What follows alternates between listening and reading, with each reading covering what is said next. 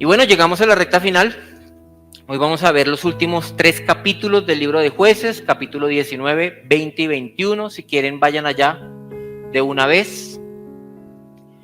Y quiero decirles que por causa del tiempo y porque son 3 capítulos bastante largos, no voy a poder leer todo el pasaje, sino que solamente voy a ir leyendo algunos apartes y voy a ir explicándoles la historia con mis propias palabras.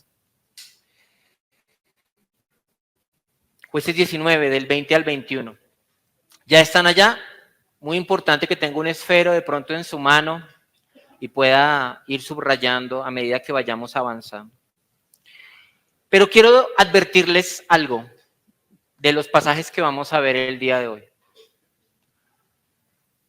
Son pasajes difíciles, son pasajes cuando menos oscuros, de los más oscuros que hay en todas las escrituras, y me refiero a la oscuridad que tienen por el pecado tan aberrante que describe.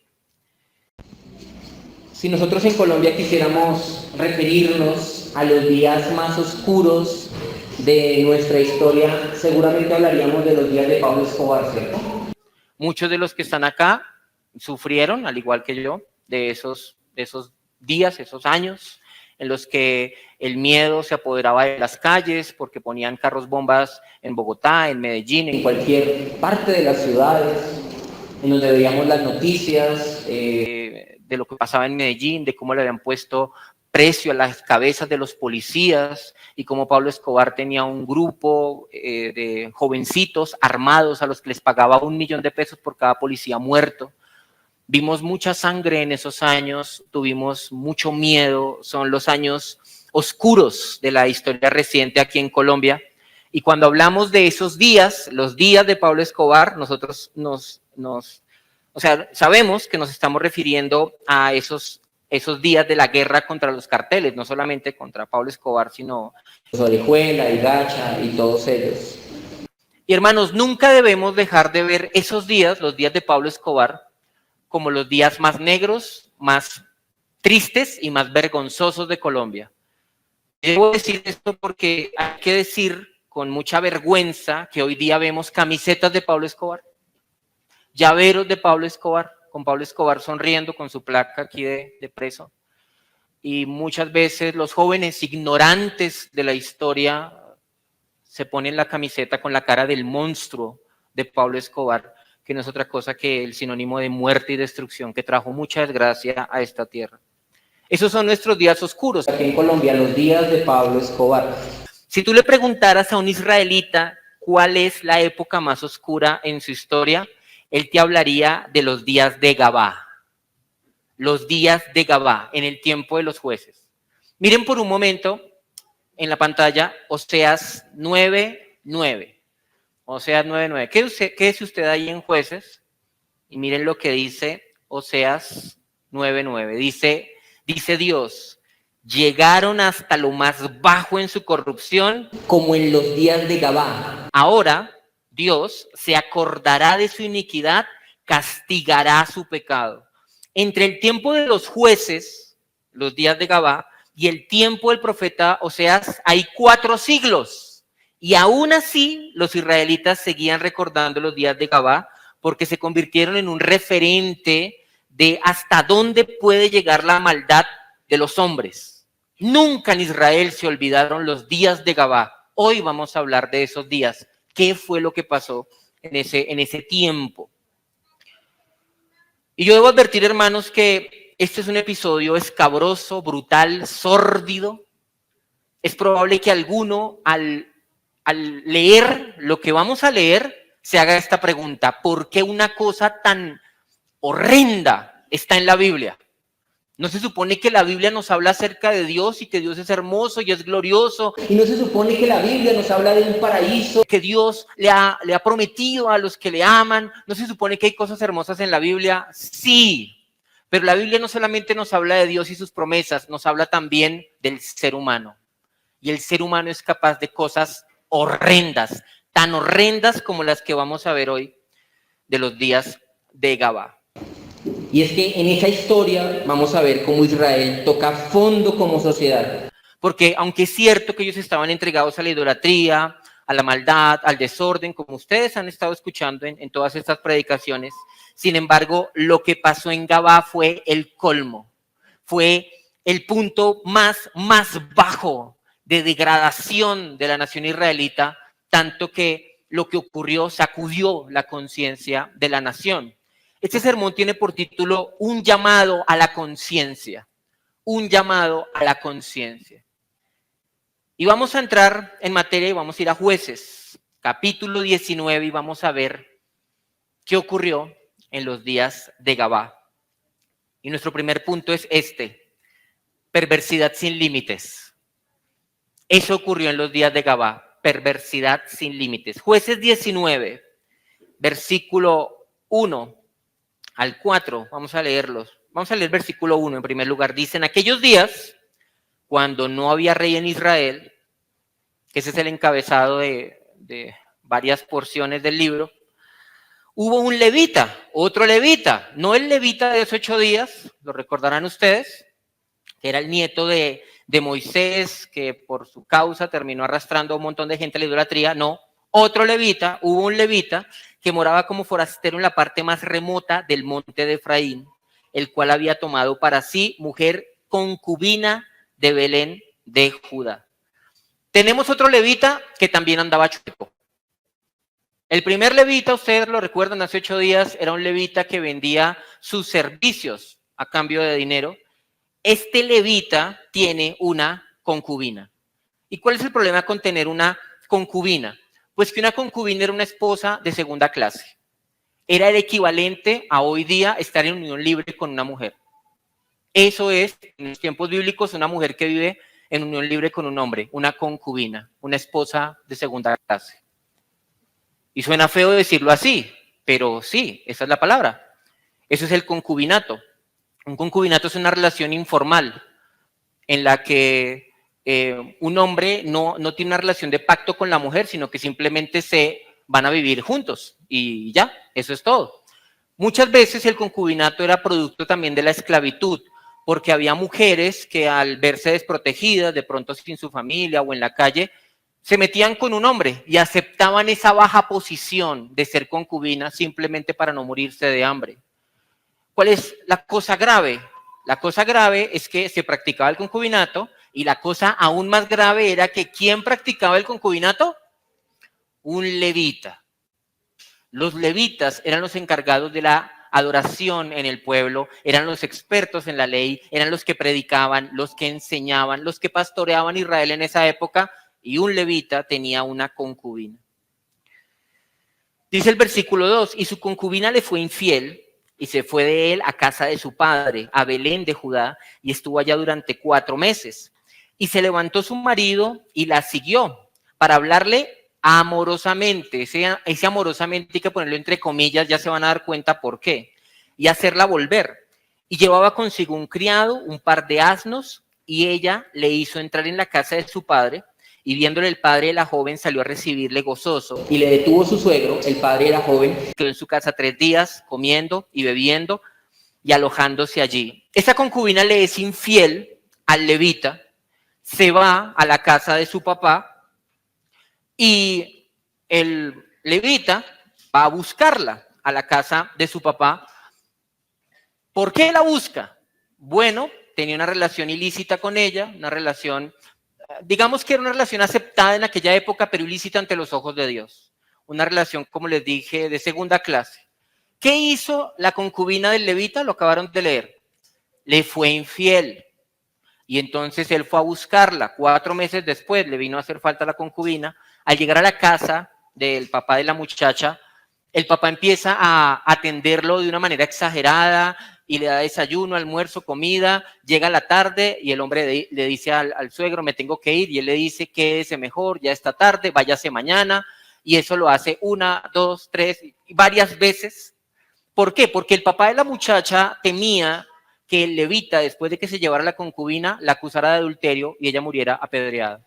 Probablemente por eso él hace todo lo posible, tiene muchas atenciones con su yerno para que él no se vaya de la casa, pero al final el hombre se desespera y entonces arranca arranca con la concubina y con sus asnos y con sus siervos. Hay un lugar por el cual él pasa con su criado y con su concubina, la ciudad de Jebús. La ciudad de Jebús es lo que llegó a ser después Jerusalén. La ciudad de Jebús en ese momento no había sido conquistada por los israelitas y estaba en manos de gentiles. Él pasa por ahí y dice, no entremos acá. Yo prefiero ir a una ciudad donde hayan israelitas. Entonces pasa a las tierras de Benjamín, a las tierras de Gabá. Gabá o Gibea, también a veces se traduce así, Gibea. Y entonces él piensa, quizás, seguramente, mis hermanos israelitas de la tribu de Benjamín, ellos sí me van a ofrecer hospitalidad, pero ustedes después en su casa pueden leer, al hombre nadie le ofreció hospitalidad, sino que él se quedó allí en la plaza. Hasta que un anciano que venía de trabajo, ese anciano tiene misericordia de él y lo invita a él y a los suyos a pasar a la casa. Miren Jueces 19:21, vayan allá conmigo. En Jueces 19:21 se nos habla de este anciano. El anciano los trajo a su casa y dio de comer a sus asnos, y se lavaron los pies y comieron y bebieron. Ojo a lo que viene. Ojo a lo que viene. Pero cuando estaban gozosos, o sea, cuando ya estaban como prendidos, por así decirlo, por el alcohol, he aquí que los hombres de aquella ciudad, hombres perversos, que en el original se les llama hijos de Belial, hijos del diablo, eso eran estos hombres, unos hijos del diablo, rodearon la casa, golpeando a la puerta y hablaron al anciano, dueño de la casa, diciendo, saca al hombre que ha entrado en tu casa para que lo conozcamos. Esa palabra conozcamos, ¿a qué se refiere? Se refiere a conocerlo en un sentido íntimo, en un sentido sexual, como cuando dice la Biblia que Adán conoció a su mujer y ella engendró. Claro, conocer en ese sentido, ese lenguaje bíblico es usado para referirse a las relaciones sexuales. No, hagamos un alto acá. ¿Les recuerda esta escena a otra historia de la Biblia? ¿A cuál? Sodoma y Gomorra. Y casi que son escenas calcadas la una de la otra. Y es que el autor de Jueces quería hacernos entender que en esa época Israel llegó a pervertirse tanto como Sodoma y Gomorra. Una horda de hombres rodean la casa y le piden al anciano que saque al sacerdote levita. No olviden eso. No es cualquier individuo, es un sacerdote levita. Por alguna razón, ellos han despertado sus pasiones y quieren violarlo. Es una multitud de hombres que quiere violar a un individuo. Dice el versículo 23, y salió a ellos el dueño de la casa y les dijo, no, hermanos míos, os ruego que no cometáis este mal, ya que este hombre ha entrado en mi casa. Al ser el anciano, el anfitrión, él tenía la responsabilidad de cuidar a sus huéspedes. Les dice el anciano, no hagáis esta maldad. Miren lo que dice el versículo 24. He aquí mi hija virgen y la concubina de él. Yo os la sacaré ahora. Humilladlas y haced con ellas como os parezca y no hagáis a este hombre cosa tan infame. Qué cosa tan espantosa. Para salvar la vida del levita, el anciano ofrece entregar a su propia hija virgen y a la concubina, para que ellas sean violadas, porque al decir humíllenlas y hagan con ellas lo que quieran, destrócenlas si les parece, pero guarden la vida de este hombre. ¿Por qué este anciano hizo esta propuesta? ¿Por qué él sale con una cosa como estas? Yo supongo acá que todos los hombres de esta iglesia estaríamos dispuestos a morir por salvar a nuestra esposa y a nuestras hijas, ¿sí o no? Pero ¿por qué este hombre no lo hace? ¿Por qué él piensa de esta manera? En primer lugar, por la cultura, porque la cultura de Medio Oriente es una cultura que exige la hospitalidad. Y dentro de las normas de la hospitalidad está que cuando tú recibes a alguien en tu casa como huésped, tú te haces responsable de la vida de ese hombre. Y son tradiciones muy fuertes. Entonces, él no podía desligarse de la fuerza que tenía esa tradición en su cultura. En segundo lugar, ese anciano les propone esto a los violadores porque hay que decirlo, las mujeres, aquí como las están presentando, están siendo vistas como inferiores a los hombres, como de menor valor, como que si hay que sacrificar la vida de una mujer por un hombre, pues está justificado y no hay ningún problema con eso. En especial la concubina, ella parece que es el personaje de menos valor en la historia, porque lo que les decía, es probable que fuera una mujer que se entregó al concubinato para escapar de alguna necesidad, escapar del hambre, y su posición era similar al de una esclava. Otra razón, y esta es difícil de explicar, hermanitos. ¿Alguno acá ha estado en una situación semejante alguna vez en su vida? Que un grupo de hombres rodee su casa para violarlo a usted, violar a sus hijas, violar a su esposa. Ninguno de nosotros, ¿cierto? Entonces es probable que en ese momento este anciano, que hasta el momento se ha portado bien con ellos, tuviera en su cabeza lo que pasó con Lot. Él se acuerda de lo que pasó Lot, se acuerda de la estrategia de Lot y él piensa así, pues de un pecado al otro escojamos el pecado menos peor, de violar a un hombre a violar a una mujer, pues que la mujer sea violada. Es un razonamiento cruel, duro, pero nosotros no estamos en sus zapatos. Él está pensando de esa manera. Y pues sí, otra razón es por cobardía. Por miedo a enfrentarse a los hombres, pues entonces que las mujeres salgan y paguen los platos rotos. Pero miren lo que pasó. Esa oferta que hace el anciano no lo satisface a ellos. Versículo 25. Mas aquellos hombres no le quisieron oír, por lo que tomando aquel hombre a su concubina, la sacó y entraron a ella. Y ustedes saben a qué se refiere esa expresión.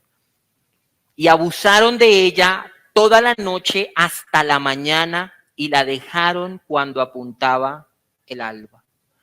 Al final la única mujer que fue entregada fue la concubina del levita. Y ella estuvo toda la noche siendo abusada por una horda de hombres. ¿Qué hizo el levita al respecto? Nada. ¿Quién terminó pagando las consecuencias de todo esto? Esta pobre mujer. Y es difícil incluso añadir algo a lo que la Biblia está relatando, ¿no? Cualquier mujer que esté en este lugar puede ponerse en la piel de esta mujer que está siendo violada toda la noche. A tal punto que las heridas que le causan durante el abuso la dejan moribunda, dice el versículo 26, y cuando ya amanecía, vino la mujer y cayó delante de la puerta de la casa de aquel hombre donde su señor estaba hasta que fue de día. Nadie salió a buscarla, nadie salió a ayudarla, ella como pudo, sangrando, llegó allá a la casa de este anciano a buscar al levita. Miren el versículo 27, y se levantó por la mañana su señor y abrió las puertas de la casa y salió para seguir su camino. ¿No les parece que esa no es la actitud de un hombre al cual le acaban de violar a su mujer? Durmió toda la noche y en la mañana listó la maleta y dijo, bueno, me tengo que ir. No tenía la intención siquiera de buscarla. Y aquí la mujer, su concubina, estaba tendida delante de la puerta de la casa con las manos sobre el umbral. Él le dijo, levántate y vámonos. Levántate y vámonos. A una mujer que ha sido abusada toda la noche. ¿Se dan cuenta el grado de indolencia de este tipo? Levántate y vámonos, pero ella no respondió. Entonces la levantó el varón y echándola sobre su asno se levantó y se fue a su lugar. Y llegando a su casa, tomó un cuchillo y echó mano de su concubina y la partió por sus huesos en 12 partes y la envió por todo el territorio de Israel. Sí está en la Biblia, lo están leyendo ustedes. Es un relato horrendo, espantoso, digno de una película de terror. Y lo más importante es entender por qué están pasando estas cosas, cuál es la intención del levita al descuartizar a su concubina muerta y regar las partes por Israel? La primera respuesta es una respuesta muy humana, por dolor. Por dolor. En medio del dolor, las personas muchas veces reaccionan de maneras que no esperamos. De ninguna manera lo que él hizo está bien hecho, no se puede justificar de ninguna manera, pero sabemos que estaba dolido por lo que había pasado esa noche y por la muerte de su concubina. Pero también por orgullo, porque él había hecho un trabajo largo de ir a buscarla, al final de cuentas era una mujer de su propiedad, porque eso es una concubina, y él ha perdido a su concubina en medio de una noche de mucha vergüenza y de mucha humillación. Entonces, por orgullo, la descuartiza para hacer saber al mundo de su pena. Y esa es la razón más importante. Él quería que Israel supiera, que la nación entera supiera de lo horrendo que había pasado esa noche y de cómo su concubina había sido despedazada. Eran tiempos diferentes a los nuestros. Hoy día, si acontece un crimen en esta noche, a la mañana siguiente está en la primera plana de los periódicos, en las redes sociales, pero en esa época, algo tan macabro como esto, quizás nunca se hubiera llegado a saber en la nación. Entonces, este hombre usa esto como un método publicitario para que tenga mucha más repercusión en Israel lo que ha acontecido, porque no es algo pequeño. Es algo horrendo, es algo espantoso, que no dejemos de recordar esto, ocurrió en medio del pueblo de Dios. Es como si este evento hubiera ocurrido en una iglesia cristiana. Haga cuenta, en medio del pueblo de Dios, porque los de Benjamín eran del pueblo de Dios, el levita era el pueblo de Dios, todos ellos. Entonces, eso hace que la cosa sea todavía más espantosa. Versículo 30. Y todo el que veía aquello decía, jamás se ha hecho ni visto tal cosa desde el tiempo en que los hijos de Israel subieron de la tierra de Egipto hasta hoy. Nunca en toda nuestra historia se había visto una cosa tan espantosa como la que acabamos de ver. Y dicen los israelitas así: considerad esto, tomad consejo y hablad. Es como si dijeran, pensemos en lo sucedido y miremos qué vamos a hacer al respecto. Esa fue la pregunta que quedó en la nación después de que la mujer descuartizada llegó a cada una de las tribus. ¿Qué vamos a hacer al respecto? ¿Cómo resolvemos esta situación? Pero hay una pregunta que no se hicieron. ¿Por qué? ¿Por qué estamos viviendo esto? Esa pregunta no se la hicieron, no hasta este momento. Entonces, ¿ellos qué hacen? Ellos se enfocan en el síntoma, no en la enfermedad. Lo que pasó en Gabá era el síntoma de una enfermedad que estaba allá enquistada en el corazón de los israelitas. ¿Cuál enfermedad? Su idolatría. Ellos se centraron solamente en el síntoma, en la fiebre. En el momento que ocurre lo de Gabá, ellos se fijan en las circunstancias, pero no miran más allá de por qué está pasando lo que está pasando. Y aquí no acaba la cosa. Lo que hicieron los israelitas, lo que ellos resolvieron fue ir a la guerra. Ir por esos hombres perversos y por todo lo que se pusiera en su camino para traer justicia a la nación. Que, claro, es la respuesta lógica, ¿no? Aquí se requiere justicia en lo que está aconteciendo, pero ellos no supieron hacer justicia, porque ellos actuaron en su carne y se les fue la mano. Y lo que aconteció, murió una mujer esa noche, ahora vienen miles a morir producto de esa guerra civil, y ahí van a caer los de Jabes de Galaad, los de Gabá, toda la gente de Benjamín. Miles de personas van a morir en esta guerra civil que viene a acontecer. En el capítulo 20 vamos allá y vamos a ver la guerra entre hermanos. Eso pasó en los días de Gabá, la guerra entre hermanos. Jueces 20, versículo 1, dice: entonces salieron todos los hijos de Israel y se reunió la congregación como un solo hombre, desde Dan hasta Berseba. Dan es el norte, Berseba el sur, y la tierra de Galaad. La tierra de Galaad está al otro lado del Jordán. En otras palabras, toda la nación se reunieron en Mizpa. Y los jefes de todo el pueblo, de todas las tribus de Israel, se hallaron presentes en la reunión del pueblo de Dios. 400,000 hombres de a pie que sacaban espada, y los hijos de Benjamín oyeron que los hijos de Israel habían subido a Mizpa, y dijeron los hijos de Israel: decid cómo fue esta maldad. Entonces el varón levita, marido de la mujer muerta, testificó. No tenemos el tiempo para ver todo lo que él dice, pero él cuenta lo sucedido, omitiendo que él fue el que entregó a la concubina para salvar su pellejo. Él solamente se centra en el pecado de los de Benjamín, los de Gabá, pero no habla de su propio pecado. Versículo 8, Jueces 28, entonces todo el pueblo como un solo hombre se levantó y dijeron: ninguno de nosotros irá a su tienda, ni volverá ninguno de nosotros a su casa, mas esto es ahora lo que haremos a Gabá. Contra ella subiremos por sorteo. ¿Cuál fue la sentencia? Destruir esa ciudad. Versículo 12, y las tribus de Israel enviaron varones por toda la tribu de Benjamín diciendo: ¿qué maldad es esta que ha sido hecha entre vosotros? Entregad pues ahora a aquellos hombres perversos, esos hijos del diablo que están en Gabá, para que los matemos y quitemos el mal de Israel. Mas los de Benjamín no quisieron oír la voz de sus hermanos, los hijos de Israel, sino que los de Benjamín se juntaron de las ciudades en Gabá para salir a pelear contra los hijos de Israel. Un momento, ¿por qué?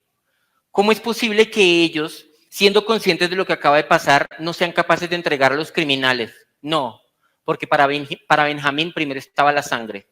¿Cómo vamos a entregar a uno de los nuestros? Si acaso los juzgaremos entre nosotros, pero entregarlos, no. Benjamín entonces, la tribu de Benjamín, termina escudando a los violadores, poniéndose de parte de ellos y enfrentándose a la nación que quería hacer justicia. La cosa se está poniendo peor, ¿no les parece? Se nos está poniendo más oscura. Entonces, en ese momento, cuando la guerra estalla, los israelitas claman a Dios, y sin embargo, aunque los israelitas superaban en número a los de Benjamín, los israelitas pierden 2 veces. Caen en manos de los de Benjamín, que eran diestros, guerreros, que podían lanzar una piedra con una honda y partir un cabello a larga distancia. Estos hombres, además, los de Benjamín, estaban en una posición alta y tenían ventaja sobre los que llegaban. Entonces logran vencer y avergonzar 2 veces a los israelitas. ¿Por qué? Si ellos clamaron a Dios, los israelitas clamaron a Dios para que Dios los ayudara a hacer justicia allá en Benjamín, ¿por qué Dios permitió que los de Benjamín ganaran? Hasta el momento, todos los que han hecho lo malo se están saliendo con la suya. Dios hizo eso para corregir los pecados de Israel. Dios hizo eso porque Israel estaba mostrando mucho celo por los pecados que cometieron en Gabá. Sí, muerte a los violadores, pero venga, ¿para cuándo la muerte a los idólatras? ¿Muerte a los idólatras no? ¿Solo a los violadores? De esos pecados mejor no hablemos, porque Israel estaba inundado de idolatría. Ellos preferían salir por la calle con ramos y procesiones detrás de sus ídolos. Entonces, eso fue lo que Dios hizo. Quiso de alguna manera mostrarles que el problema no era solamente que un grupo de violadores hicieran lo que hicieran y que salieran impunes, sino que quería mostrarles que la nación entera estaba en pecado.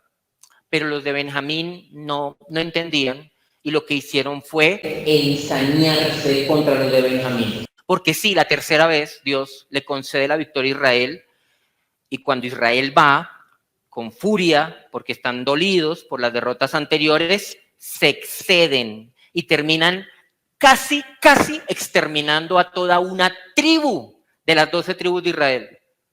No solamente Gabá, todos los de Benjamín, hombres y mujeres, niños, ganado, todo.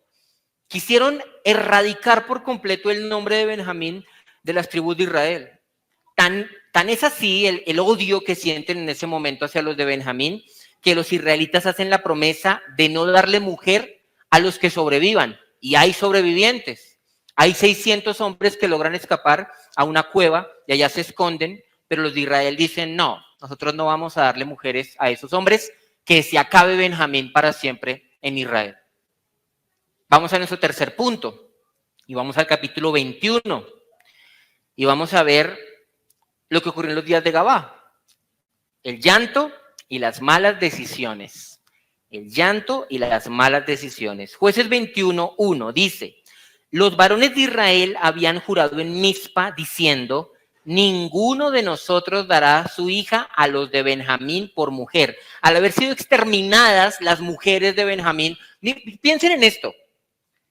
¿Cuántas mujeres fueron asesinadas en Gabá en primera instancia? Una, la concubina. Pero ahora los israelitas terminaron exterminando a todas las mujeres de Benjamín. La cura fue peor que la enfermedad. Es como matar moscas a cañonazos. Los varones de Israel habían jurado en Mizpa diciendo: ninguno de nosotros dará a su hija a las de Benjamín por mujer. Y vino el pueblo a la casa de Dios. Eso es en Silo, donde está el tabernáculo en ese momento. Y se estuvieron allí hasta la noche en presencia de Dios. Y alzando su voz hicieron gran llanto y dijeron: oh Jehová, Dios de Israel, ¿por qué ha sucedido esto en Israel, que falte hoy de Israel una tribu? Y al día siguiente el pueblo se levantó de mañana y edificaron allí altar y ofrecieron holocaustos y ofrendas de paz. Por fin, hermanos, vemos un atisbo de arrepentimiento en el pueblo, pero el pueblo sigue sin entender. ¿Se dan cuenta la pregunta que hace el pueblo? ¿Cuál es la pregunta que hace? Señor, ¿por qué ha sucedido esto en Israel? Y si uno lo lee con cuidado, esto parece un reproche a Dios. Dios, ¿por qué nos has hecho esto? Que una de nuestras tribus esté al borde de la extinción. ¿Por qué ha sucedido esto? Miren, hermanos, ellos cuando hacen esta pregunta están revelando que no son conscientes de que estaban viviendo las consecuencias de estar lejos de Dios.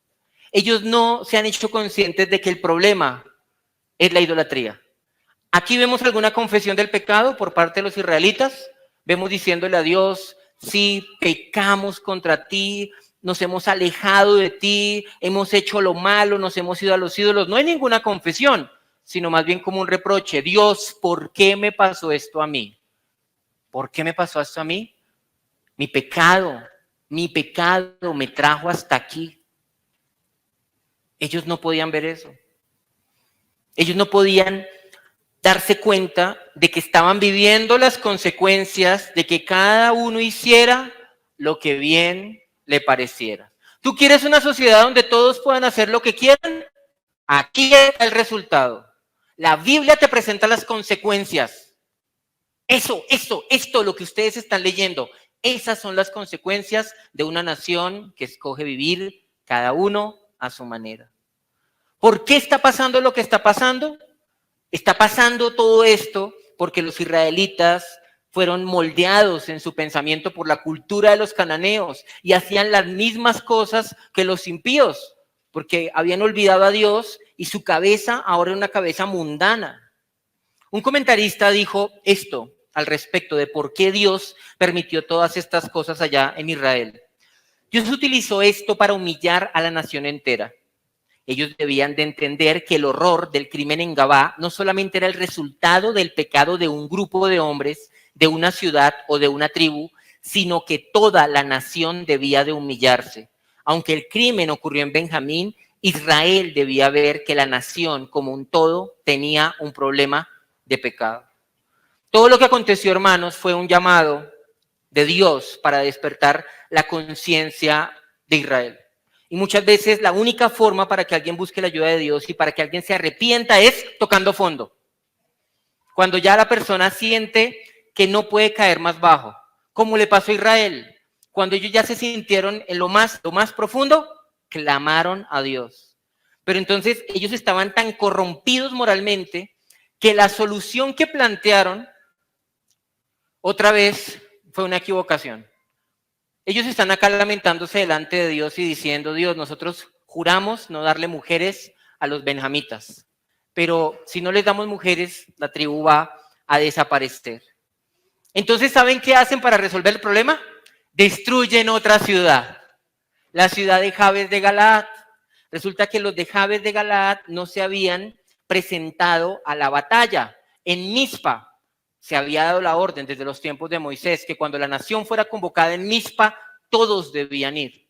Pero ellos no fueron, ellos estaban lejos de Benjamín, seguramente pensaron, eso no tiene que ver con nosotros, y pues la nación fue y arrasó con la ciudad de Jabes de Galaad, y habían solamente unas 400 mujeres, y dijeron, pues con estas nos cuadramos, nos faltan 600 mujeres, ya tenemos 400, nos faltan solamente 200, y arreglamos el problema en el que nos metimos. Versículo 13, Jueces 21:13, dice, toda la congregación envió luego a hablar a los hijos de Benjamín que estaban en la peña de Rimón. Esos son los sobrevivientes, los 600 que sobrevivieron, y los llamaron en paz. Y volvieron entonces los de Benjamín y les dieron por mujeres a los que habían guardado vivas de las mujeres de Jabes de Galaad, mas no les bastaron estas. Y el pueblo tuvo compasión de Benjamín porque Jehová había abierto una brecha entre las tribus de Israel. Entonces los ancianos de la congregación dijeron, ¿qué haremos respecto de mujeres que han quedado porque fueron muertas las mujeres de Benjamín? En otras palabras, si queremos salvar esa tribu, todavía nos siguen faltando mujeres. Entonces aquí está la decisión que tomaron. Le autorizaron a los hombres de Benjamín que habían quedado sin esposa que podían robar mujeres de Israel durante una fiesta en Silo. Había una fiesta en la que a las niñas, a las jovencitas se les permitía danzar en medio de los viñedos y le dijeron a los de Benjamín, pues ya que ustedes se quedaron sin mujeres, róbense unas esa noche y nosotros, pues como ya sabemos que las necesitan, pues dejamos así y ahí cuadramos y ahí cuadran los números, 600 hombres, 600 mujeres, de entre las de Jabes de Galaad y las que se roban en Silo y ya resolvimos el problema. Dice el versículo 23, y los hijos de Benjamín lo hicieron así y tomaron mujeres conforme a su número, robándolas de entre las que danzaban y se fueron y volvieron a su heredad y reedificaron las ciudades y habitaron en ellas. Entonces los hijos de Israel se fueron también de allí, cada uno a su tribu y a su familia, saliendo de allí cada uno a su heredad. Y vean la conclusión, así termina el libro. En estos días no había rey en Israel, cada uno hacía lo que bien le parecía. Tremendo, ¿no? Por un lado, el libro termina con un episodio muy oscuro, que comenzó con la violación de una jovencita y terminó con la casi aniquilación de una de las tribus de Israel.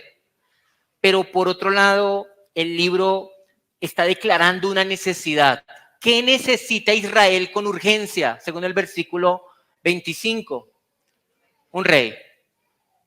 Un rey justo que gobierne al pueblo, que ponga orden, que le enseñe a la gente a vivir de acuerdo a los mandamientos de Dios. No sé si fue Tim Keller el que dijo esto. La esperanza de Israel se dirige hacia un rey humano, piadoso, que reflejará el reinado justo del Señor.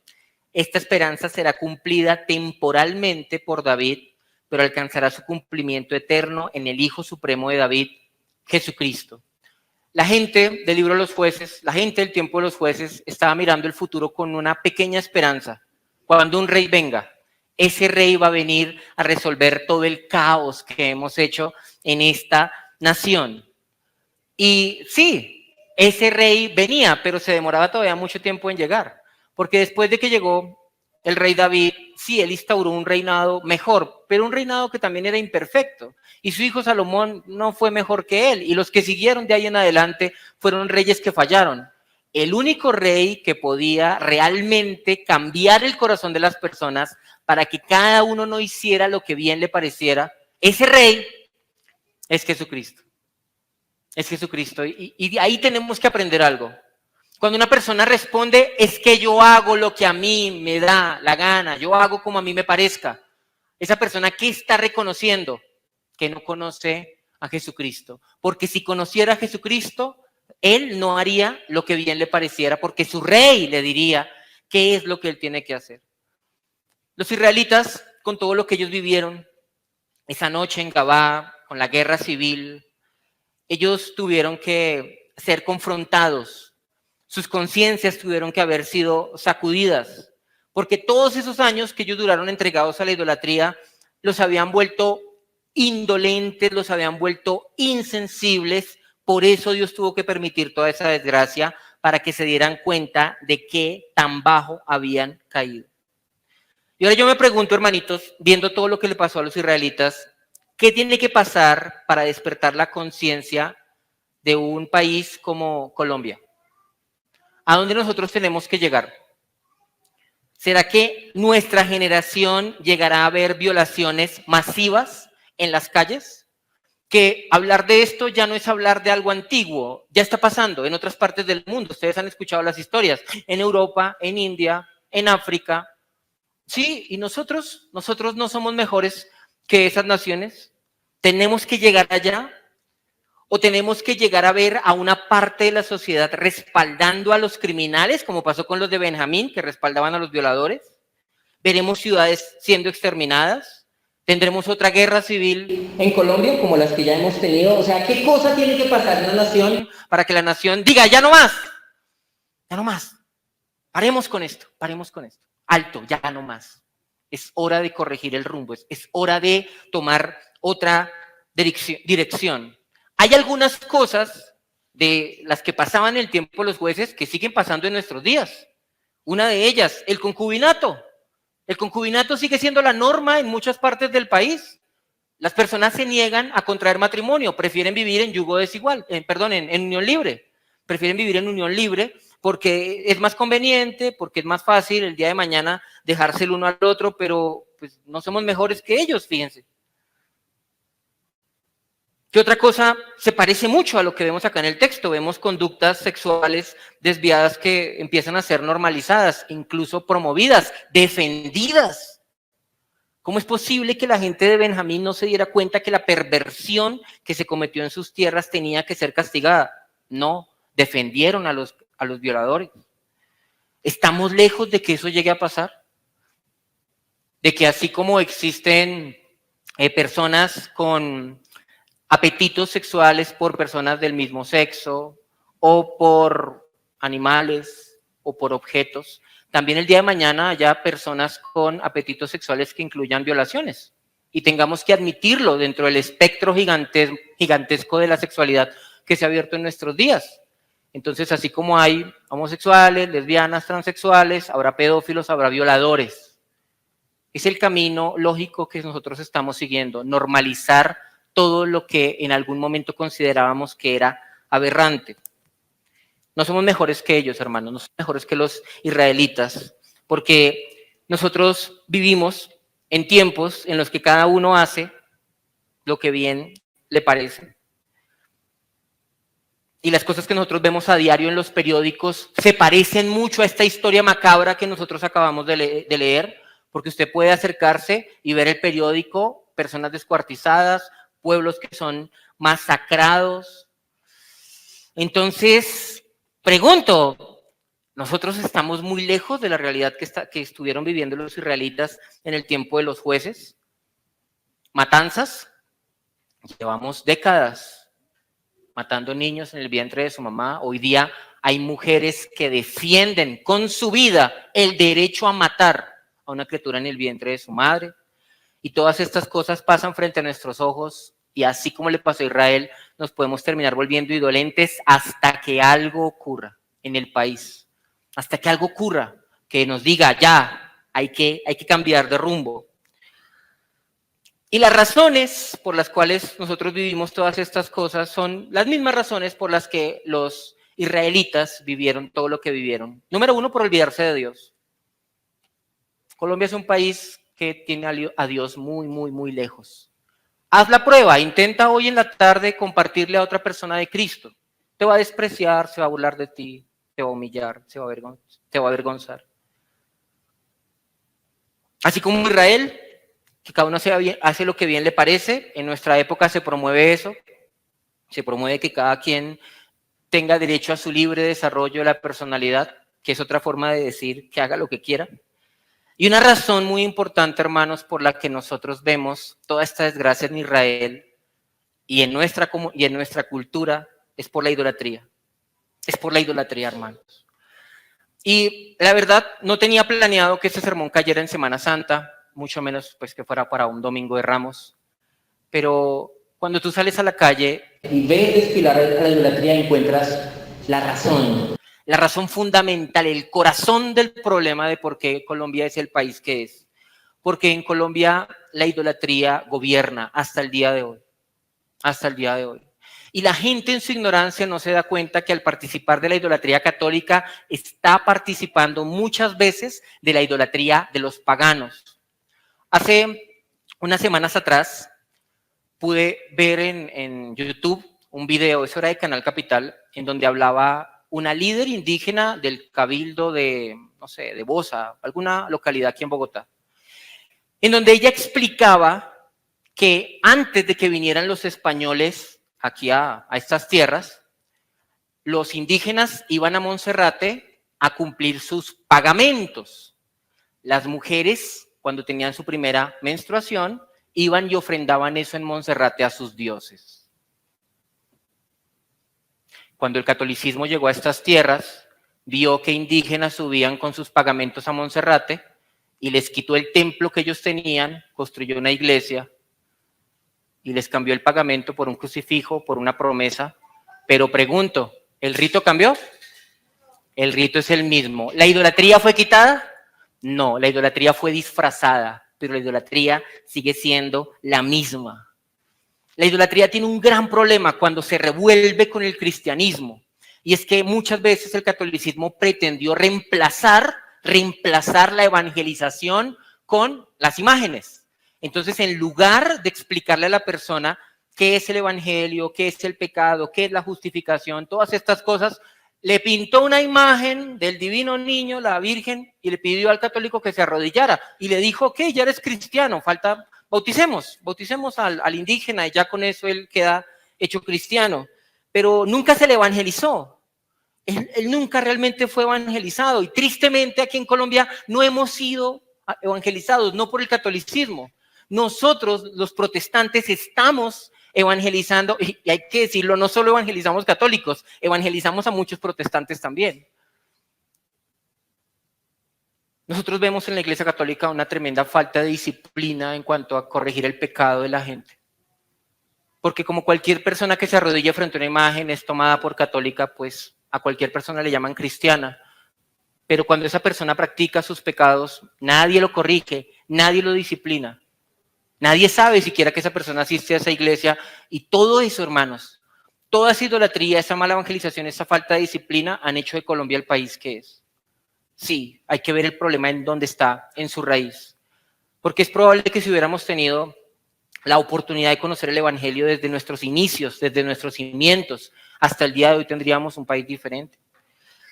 Entonces yo me pregunto, y sé que rara vez hablamos de Colombia aquí en este púlpito, pero hermanos, yo me pregunto si hay esperanza para Colombia. Porque es una nación vendida a la idolatría, una nación en la cual se derrama sangre, una nación en la cual abundan personas que buscan plata fácil, una nación alejada de Dios, una nación que está caminando por los mismos pasos que el progresismo está caminando en otras partes del mundo, imponiendo sus agendas, todo su pecado. Y yo pregunto, ¿será que hay esperanza para nosotros? ¿Cuál era la esperanza que estaba en la puerta para los israelitas? El último versículo de Jueces nos señala que hay una esperanza. ¿Cuál es la esperanza? Un rey. Eso es lo que nos hace falta, hermanitos. Un rey. Un rey que venga a imponer el orden y nos cambie el corazón a los colombianos para que ya no hagamos cada uno lo que bien nos parece. Un rey que venga y saque el ídolo, no de la casa solamente, sino que saque el ídolo del corazón. Porque de pronto alguno podría pensar, el pastor hoy está atacando a los católicos. No hay muchas iglesias cristianas, evangélicas, protestantes, donde se practica una idolatría rampante. Son esas iglesias en las que Jesús es una especie de Papá Noel que concede los deseos y que te otorga prosperidad y bendiciones. Ese no es el Jesús de la Biblia, y aunque se llame Jesús, es un ídolo. Ese no es el Jesús de la Biblia. Cuando tú conoces al Jesús de la Biblia, descubres que Él es Rey y que Él es Señor. Un Señor al que cada cristiano tiene que someterse.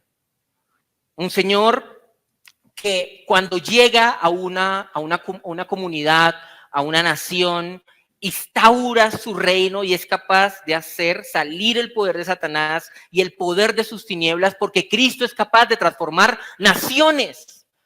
Nosotros hemos visto en la historia de la iglesia pueblos enteros convertidos a Cristo, porque el Espíritu Santo viene sobre ellos y hace que sus rodillas se doblen y su lengua confiese que Jesús es el Señor y se someten a su señorío. Esa es la única esperanza, hermanos. Esa es la única esperanza. Nosotros venimos aquí en Colombia esperando que venga un caudillo, ¿no? De la política, de la derecha, de la izquierda. De la izquierda no va a venir, pero les aseguro que nosotros no podemos poner nuestra esperanza en los hombres. Los hombres siempre seremos imperfectos y nunca gobernaremos como Él solo sabe gobernar. Y la esperanza que estaba para las personas del libro de los jueces es la misma esperanza que debe estar para nosotros. Necesitamos a ese rey como país, pero ya no hablemos más del país. Tú necesitas a ese rey. Tú necesitas a ese rey. Si tú dices que eres cristiano y tú no obedeces a Cristo, entonces hay algo que está mal con tu cristianismo, porque Cristo debería ser tu Señor. Y es probable que tengas en algún momento que tocar fondo en el pecado para que te des cuenta de cómo te has apartado de tu Señor, cómo te has alejado de ese rey que te salvó y que te gobierna. Y las dos partes son importantes. Cristo es Salvador, amén. Él murió por nuestros pecados, Él nos rescató de las tinieblas, amén. Pero Él también es el Señor. Él es quien dice cómo se deben hacer las cosas y nosotros como siervos solamente podemos decir amén. Amén. Y muchas veces, hermanos, nos hace falta que algo ocurra en nuestra vida o en nuestro país para que toquemos fondo. Es como Dios haciendo sonar la campana para que nos demos cuenta de que nos hace falta mirar a ese rey. Ese rey es el único que nos puede a nosotros cambiar el corazón y dar esperanza. Cuando uno mira a Cristo, Cristo fue proclamado rey al nacer. Los sabios de Oriente lo proclamaron rey. Cristo fue proclamado rey al entrar a Jerusalén, montado sobre un burrito. Fue proclamado rey al ser coronado con espinas. Fue proclamado rey de los judíos en el letrero de su cruz. Esa era la causa de su muerte, Jesús Nazareno, rey de los judíos. Fue proclamado rey al resucitar como aquel que reina no solamente sobre los hombres, sino sobre la vida, sobre la muerte. Y fue proclamado rey al ascender al cielo. Y al estar allá en el trono, gobernando las naciones, extendiendo su reino. Y hermanos, ese rey un día vendrá. Ese rey un día va a venir desde los cielos para reinar sobre todas las cosas, para ver a sus enemigos rendidos y a sus discípulos exaltados. Ese rey viene, hermanos. Nosotros lo estamos esperando. Las personas del libro de Jueces no conocían su nombre, pero nosotros conocemos su nombre, Jesucristo, Rey de Reyes, Señor de Señores. Oremos, hermanos. Oremos. Señor, tú eres el Rey. Tú eres el Rey que esperaban los de Israel. El rey que necesitan las naciones, el rey que nosotros necesitamos.